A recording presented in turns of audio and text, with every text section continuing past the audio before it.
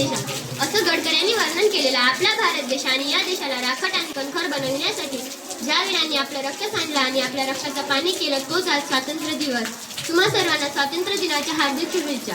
आपल्याला हे स्वातंत्र्य काही सहजासहज मिळालं नाही. त्यासाठी कित्येकांनी आपल्या निगड्या छातीवर गोळ्या दिल्या आणि आपले संपूर्ण जीवन देशासाठी अर्पण केले.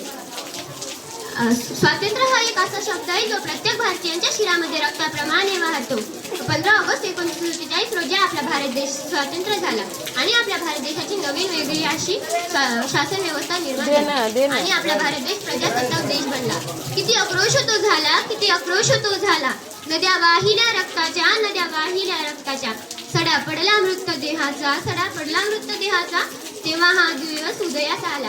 हा दिवस पाहण्यासाठी कित्येक वीरांनी अहोरात्र प्रयत्न केले आहेत. हे स्वातंत्र्य राखण्यासाठी आपण त्याची किंमत जाणली पाहिजे. उत्सव भारतीय स्वातंत्र्याचा, देशासाठी शहीद वीरांना वंदन करण्याचा उत्सव, 3 रंगांचा, भारतीय तिरंग्यासमोर नतमस्तक होण्याचा उत्सव, सर्व भारतीयांचा, आपल्या सर्वांच्या सन्मानाचा, स्वाभिमानाचा आणि अभिमानाचा. एवढे बोलून मी माझे 2 शब्द संपवते. जय हिंद.